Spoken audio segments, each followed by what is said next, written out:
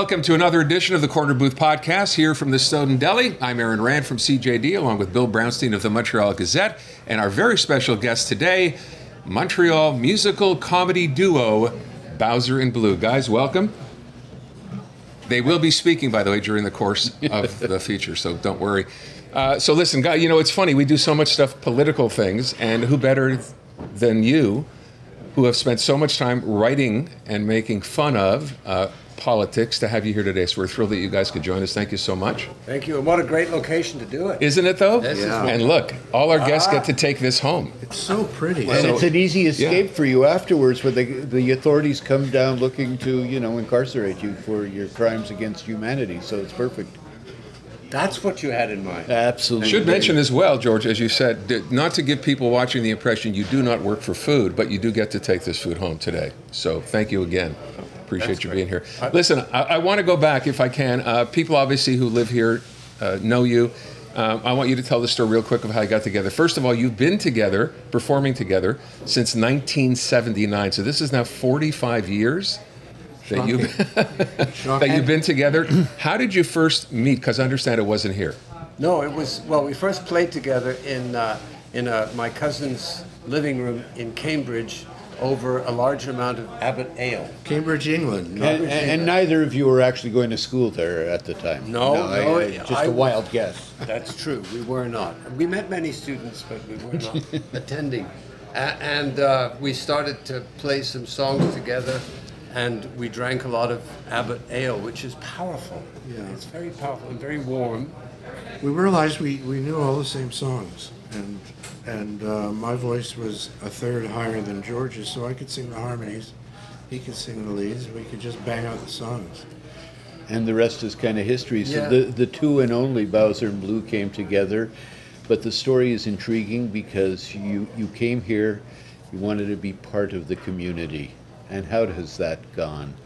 It's gone very well on a personal level. I'd have to say on a personal and a social level, and even on a career level. But on some deeper level, I still feel othered. How did you pick Montreal, though, as the place you wanted to come? What was the rationale there? Yeah, my sister was here, and she came to escape. Well, at a certain age, people leave home and they go to interesting places. So my sister came to Montreal because it was just after Expo, and she had a girlfriend here, and she thought it would be an exciting place with a bright future. And I was kicked out of my home as well, and I think the words were, "You better go stay with your sister." So I ended up here as well. The question then becomes, what made you stay? If you were just here and you thought, I'll just check it out for a while, why did you stay? Aaron, why do men do anything? So it was Barrow's fault. It was Barrow's Okay, fault. understood. And in Rick's case, I know full well because we go back many centuries. Yes. And even knew a lot of the same people, dated even some of the same people. I did indeed. In another lifetime. But nonetheless, you're both here. And what's fascinating about both of you is actually, for all your political satire and all the rest, you have done your best to kind of integrate yourselves to Quebec life. I mean, you do a better Lucien Bouchard than Lucien Bouchard does. Thank you. It's nice of you to say so. Your French is impeccable. Rick speaks. He's got a francophone wife and all the rest. The kids have gone to French schools and everything else. And yet, for all you try, you don't feel like acceptance like a lot of other Anglos immigrants have felt here. There was a job that we did some years ago, and it was the National Newspaper Awards. You'll remember this. I remember this. I remember. And we were sitting around a table with the people who were organizing it, some of whom were from La Presse. I remember one individual who clearly wasn't happy that we were doing the job at all, because why bring people to Montreal and then have Anglo entertainers? Right? You could see the big question mark over his head. And the person who was representing us at the time said, and of course these gentlemen can speak French. And he at this point piped up and said, yes, but they don't. But you can. You know what he said? You don't live in French. That's what he said. And yet, what I find interesting is one of your biggest fans is my old pal, José Legault, Journal de Montréal columnist, that you worked together with her on a hysterical production at Just for Laughs many, many years ago. And she played Queen Elizabeth, I do believe. She killed it. She absolutely nailed it. She had the wave, you know, pearls 2-3, wave 2-3. It was Nod, 2, apparently 3. a party trick she was sort of known for doing. And yet, and she's amongst your biggest fans. I have a lot of respect for her, as indeed all other independentists who are perfectly entitled to their beliefs. But I did come to Canada, and as far as I know, we still live in Canada. My question would be, when did you, because as I sit and look at you, before political satire became what you do, I'm thinking, did you guys think you were going to be the next Simon and Garfunkel? Was it going to be serious music, or when did that change, if it did? You know, one thing leads to another, and when we realized that we had fun in Cambridge singing and playing, we both came back to Montreal, and George got a gig at the Irish Lancer pub, and I had a PA system, and we put the two together. That's a Shure PA system, a wonderful old unit. Shure Vocal Master Vocal PA. Master, yeah. Everybody had them in those days. Anyway, we had to learn 12 Irish songs. That was the stipulation.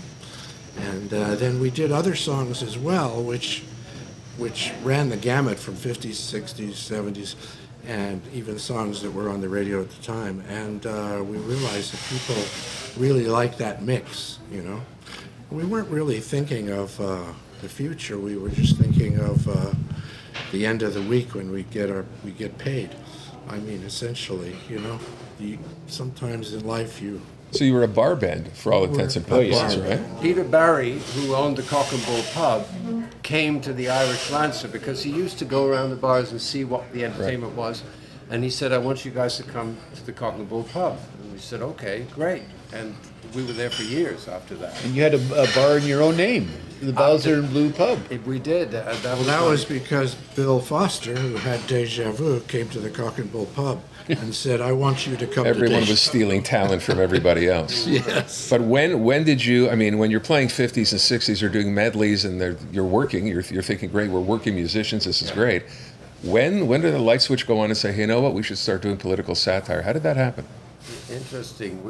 Well, first of all, Rick had noticed that when we sang these pub songs that I used to do, like Seven Old Ladies, and I can't even recite the rugby title. songs. Right? Rugby songs, you know, the sexual life of the camel is one of them, you know. The sexual life of the camel is stranger than anyone thinks. At the height of the mating season, he tries to make love to the Sphinx, right? I changed the word there, right? So we would do these songs and people would laugh, and Rick said, we should do funny songs. Yeah. And at the time, the festival was just starting up, the one that has now sadly gone. And so and then he said, let's... Yeah, there was a comedy club just up two doors away. The Comedy Nest had started with Ernie Butler. And the comics used to come down after 11 o'clock, because we played till 3, you know. And sometimes we played seven nights a week, remember? We would play 5 nights in one bar and 2 nights in another. I never slept. I know, it was amazing. In my family. But the thing is, when you play that much, you sort of get good at it, you know. It's like the 10,000 hours idea, and the Beatles in Hamburg idea, you know. We're just like them. We're just exactly like the Beatles. As a duo. That's a duo. And then at Bar Deja Vu, a woman came up to us. How many stories begin like that? A woman came up to us. She came up to us with a piece of paper and said, you guys should do this. And the song she had written she'd written a lyric called I'm an Anglophone in Quebec, which was based on I'm an Englishman in New York. Sting song. Which we were, I think, playing. We were saying, so we tried it and we thought this is a good idea, but we had to rewrite what she'd written. So we wrote, I'm Canadian, 'cause many years ago I was born in Montreal. So it came as quite a shock when the Parti Québécois said, this isn't Canada at all. Oh, I'm Canadian, English Canadian, I'm an Anglophone in Quebec. Oh, I'm Canadian, English Canadian, I'm an Anglophone in Quebec. I'm an Anglophone in Quebec. And journalists were in the bar, and they were excited about this because it was something different. It was people singing about a community that wasn't being sung about, which was, well, why would you sing about the most privileged minority in the planet, right? And Did the crowd go wild? What happened when you did that first time? the crowd loved it. Yeah. They loved it. They requested it. And then Andy Norman booked us on the comedy festival, and we got a standing ovation. Wow. It stopped the show, actually. There were other comics supposed to come on after us, but they just kept applauding. Wow. And it stopped the show, and he had to drag us out for another bow. And they were, and we could tell everybody was so happy to hear someone say something about what was going on. We were leading up to the second referendum too. It was just starting, all of that. Did that give you the impetus then to start writing more political? I mean, was that one of those, light went off moments? Yes, and then we did a song called He Didn't Start the Fire, which was about Royal Orr, who was accused of setting fire to his own offices. Yeah. And then Maurice Podbury, who had Centaur Theatre, came to see us and said, I want you to, I'm not going to do it. Yes, I will. Do it. Do it. Do it as I want you to Bouchard. write a review about Anglophones. That's a terrible South African accent. I sound like somebody on Shamwari. And so we wrote this review called Blokes, Right. where we did a whole collection of songs about being Anglophones in And, Quebec. and to say that those two songs we just told you about, they were parodies, and we realized that we had to write our own songs. That the parodies we didn't own. So When he says we, he means he, because it was a money thing, and Rick's usually going, wait a second. Better change a word or two. Yeah. Yeah. We do this song and Sting gets paid? What's the point of that, right? I don't suppose you ever heard from Sting. He gave us permission, Oh. subsequently retracted. yeah, it was released for Really? a while. Fact.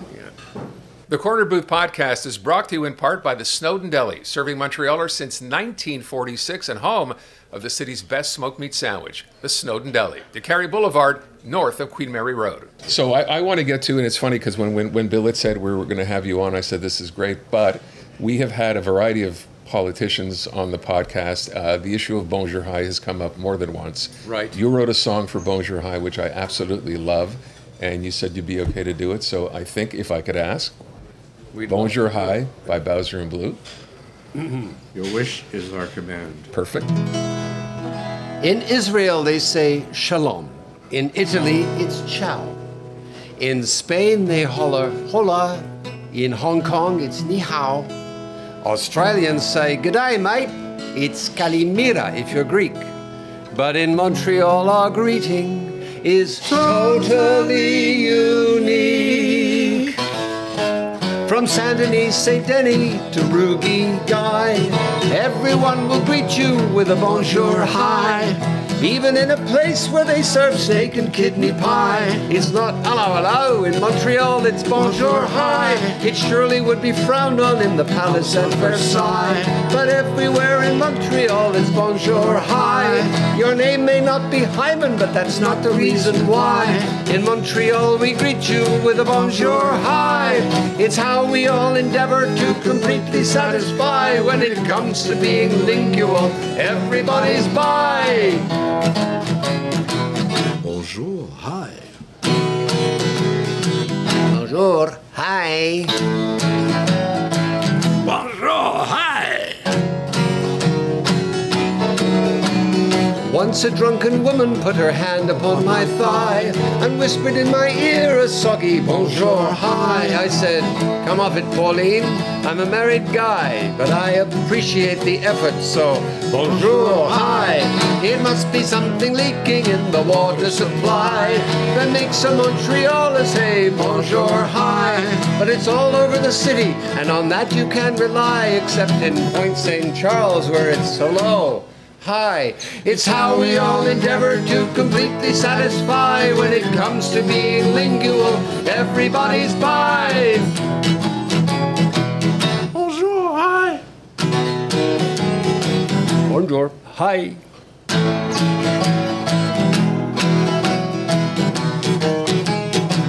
Salut, bye. That's great. I'm thinking as I'm sitting here, we're sitting in the middle of a delicatessen, and people are, having breakfast or whatever, and I'm thinking this would be great for the Snowden Deli, wouldn't it? Yeah. A Bowser and Blue once a week, like night, where you could sit and play here. What do you think? Live at the Snowden Deli. Live at the Snowden Deli. I think I'll gain a lot of weight. Yeah. Wow. Not necessarily. You're a vegetarian. This could work out really well. This is for your you. liver Or your wife taking it is. Yes, I'm not vegetarian, but my wife is. Isn't that part of a joke? I'm not married, but my wife is. Yeah. It's a song. It is a song. So, Bonjour High, reaction to that song when you first brought it out. And obviously, this has been talked about now for a while. There's still a lot of reaction every time it comes up. Yeah. What do you get as reaction when you play these songs, like from the audience? Well, can I say? Oh, No. Stop hogging the mic. Well, what's interesting is, and just there's a sidebar here.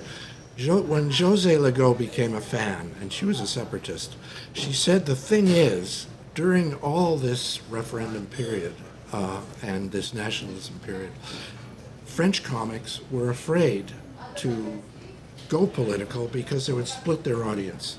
So 50% would be Federalist, 50% would be Separatist, and so 50% of their audience is going to be offended.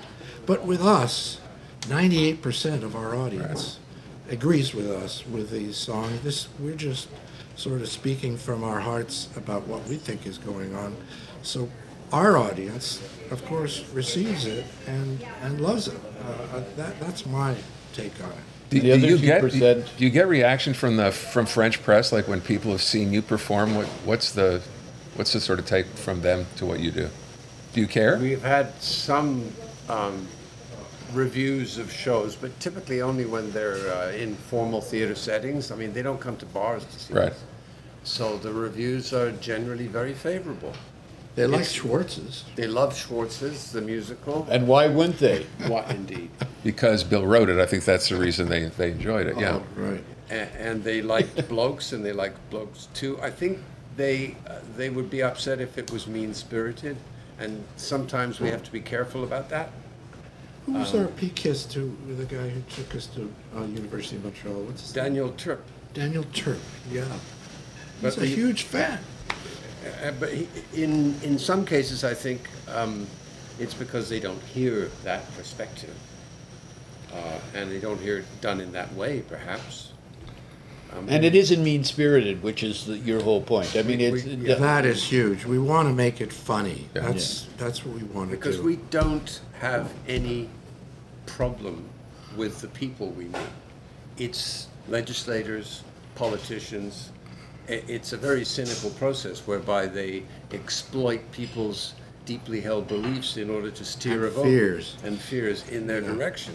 So you write generally. I'm interested, just as you said that. Have you written a song specifically about a politician, one particular person, as parody? We've done songs that they would sing in their voice. Like we had a song by Jacques Parizeau, rest in peace, where he's saying, I was a separatist, and he tells his story. And it's the Gilbert and Sullivan thing. When I was a federal bureaucrat, I once took a train to Medicine Hat, looked out of the window, and it struck me that French did not exist. Bah! By Jove. By Jove. And we enjoyed doing that. And we have Lucien Bouchard singing C'est la faute du fédéral. Yeah. You know? Yeah. If you put on too much weight, c'est la faute du fédéral. If you have a large prostate, c'est la faute du fédéral. Ce n'est jamais la faute du gouvernement provincial, ni du municipal, c'est la faute du fédéral. If you have it, that's all. You know, you get the point. Oh, I was just starting to enjoy that. I'm Yeah. thinking you could do the same song for Francois Legault now, because that's sort of happening again. Yeah. Still. Yeah, even more Okay, so. that would apply. That would work. We do need to do a Francois Legault. The trouble with his voice is it's very hoarse like this, and if I sing like that for 2 minutes, Yeah. I've lost my voice. Okay. Yeah. We So had the Rick- same problem with Chrétien. We couldn't. You do a great Chrétien, but Bless him, and he loved it. Yeah, we actually performed at Sussex Drive twice, and he sat in the front and laughed, and we didn't do him the first time, and he said, "Why didn't you do me?" You know, My voice. because we did Bouchard and other things like that, but and so the second time we did him right in front, like he was 6 feet away. And he was very amused, and his wife kind of sat there rolling her eyes because he was quite happy to look around and go, huh, that's me. So you have your latest song now, which, by the way, we're going to post a link to, because there are visuals that go with this, and they're great, and I think they add a little bit of oomph to just the song itself. Yeah. So this is called, well, you can tee this up, I'm an Anglo. I'm an Anglo, what could go wrong? Yeah. It's the name of the song.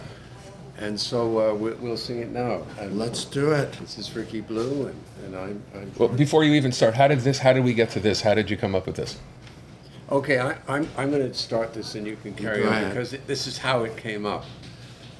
For some reason, I decided to do a line-by-line rewrite of I Will Survive, written as I'm an Anglophone. Gloria Gaynor's I Will Survive. Right. Okay. You know, once I was afraid and I was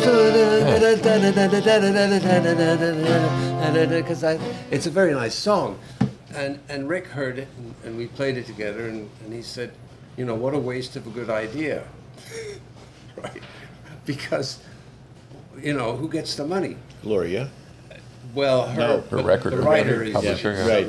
It's not just the money. We can't put it on YouTube. We can't do anything with it because we don't. You know, Right. somebody will do a copyright strike, and that's it. You know. So Ricky rewrote it, and he kind of sent me this email with, I've done this to your song, what do you think? Which is how we communicate sometimes when it's too painful to do personally. and I wrote back and I said, and you don't want to leave too long of a gap, you know, when you've got one of these messages, you don't want to let 2 days go by because people go, oh my God. He hated it. Yeah, silence is very meaningful. So I wrote back and said, I kept an open mind and I think it's a great idea. So then we tore the song apart and reconstructed it with an original treatment. Okay. Yeah, I came up with this kind of melody. Let's call it that. When Rick plays guitar solos, I love them because he doesn't play lead guitar for a living. So the lead guitar that he plays, it tends to be melodic, and it would be something I would never do. So he went,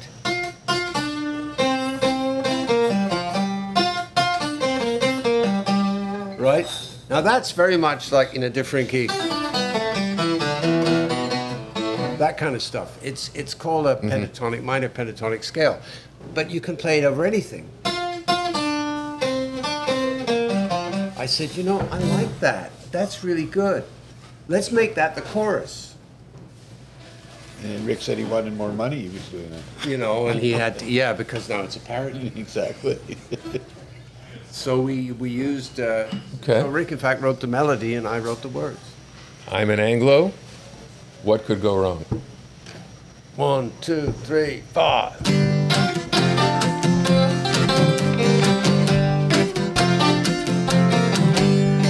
I'm an Anglo. I'm an Anglo. What could go wrong? At first I was amazed I could be so free. When I landed in Quebec in 1970, I learned French, and that was tough. But when you're in Quebec, just speaking French is not enough. When I came here so long ago, the future was a mystery with things I didn't know. There were referendums, legislation, even language laws. Never mind the Quebecois, I love the Quebecois. I'm an Anglo. I'm an Anglo, this is my song. I'm an Anglo. I'm an Anglo, what could go wrong? Then came the crisis and the shock. 100,000 Anglophones all took off. Now 50 years have come and 50 years have gone, and the Office de la langue française goes on and on. School boards, billboards, stop signs, menus, always some new reason for a bloke to sing the blues.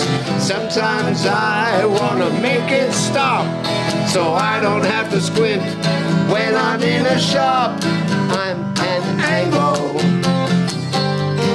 I'm an Anglo, this is my song. I'm an Anglo. I'm an Anglo, what could go wrong? I got no problem with the French face. If you're gonna be oppressed, man, this is the place. 'Cause you've got moi, and I've got you. So to heck with all the parties that have names that end in Q.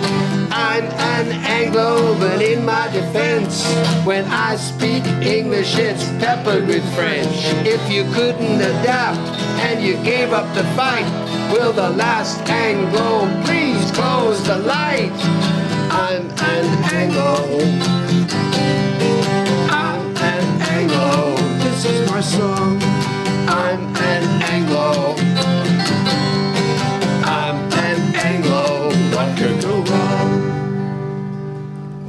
Wow.